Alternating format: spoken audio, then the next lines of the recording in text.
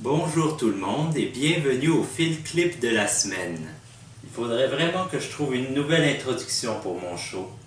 En tout cas, commençons avec le sujet. Il s'agit du clonage humain.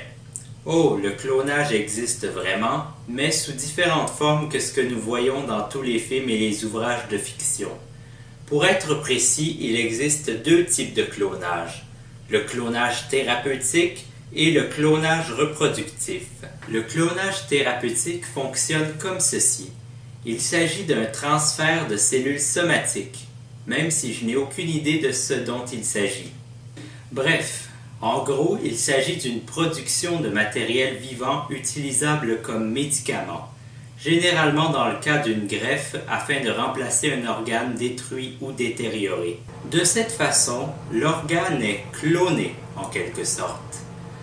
Le clonage reproductif, pour sa part, servirait à un couple stérile ou ayant des maladies héréditaires qu'ils ne souhaitent pas transmettre à leur progéniture d'avoir des enfants sans avoir à passer par une reproduction sexuée. Vous savez, avoir du sexe les uns les autres. Je ressemble à un enfant de 5 ans en ce moment. Excusez-moi. Bref, en utilisant cette technique, l'enfant ne serait le descendant que de l'un des deux parents. À ne pas confondre avec l'insémination qui est une chose complètement différente. Aussi, comment parler de clonage sans mentionner la célèbre brebis Dolly, née en 1996 et morte en 2003, qui a été le premier mammifère à avoir été créé grâce à la technique consistant à implanter un noyau d'une cellule somatique dans un ovule afin de créer un descendant identique à l'individu dont la cellule a été prélevée. Pourrait-on utiliser cette technique sur des humains? Tout porte à croire que oui, mais est-ce que nous devrions faire cela? Je m'explique. Avant de procéder à ces expérimentations, il y a plusieurs facteurs à prendre en compte. Dans quel but devrions-nous poursuivre cet objectif? Quel serait le stade des éventuels êtres nés de cette méthode au stade expérimental? Quelle importance cela aura-t-il sur l'évolution humaine et sur la diversité génétique? Dans le sens que si nous faisions des individus identiques, il serait possible, très probable même, que cela pourrait nuire à l'évolution, dans le sens que celle-ci a toujours reposé sur la diversité génétique, ainsi que sur l'adaptation des cellules afin de s'adapter à l'environnement dans lequel nous vivons. Donc, si tous les individus étaient identiques, il n'y aurait plus aucun changement au niveau génétique et l'évolution humaine pourrait même s'arrêter, voire causer notre extinction si notre environnement changeait subitement. Mais bon, ce n'est qu'une théorie, ce n'est pas arrivé encore, heureusement. Mais rien ne prouve que le clonage humain serait possible.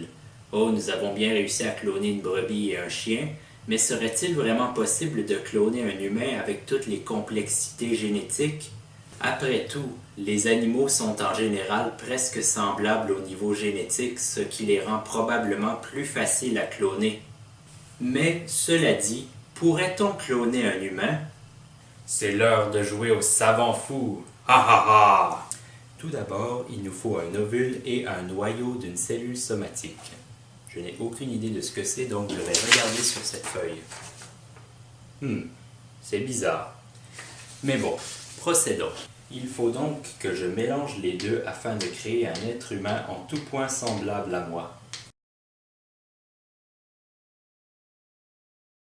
Bien, il ne reste plus qu'une goutte à mettre et l'expérience sera complète. Ha ha ha! Mais attendez un instant, nous ne savons pas ce qui va se passer. Et si ce clone devenait le premier d'une armée de clones qui dominerait l'humanité et créerait un monde où la diversité n'existerait plus? Ou encore, cela pourrait amener à la disparition de l'espèce humaine faute de pouvoir s'adapter à notre nouvel environnement possible? Mais que dis-je? Si nous avions toujours vécu dans une société due, mais qu'arrivera-t-il ensuite? Rien n'aurait changé avec le temps et nous serions encore dans le temps des cavernes. Allez, il faut faire preuve de témérité dans la vie. Moi, je mets la goutte. Ça marche! Il est vivant! Il est vivant! Il me semble que j'ai déjà entendu ça quelque part. Bon, ce n'est pas grave. Toi, lève-toi et marche. À partir de maintenant, tu seras mon nouvel assistant pour mes prochaines expérimentations. Celles-ci vont consister en des plans afin de conquérir le monde. Ha ha ha ha.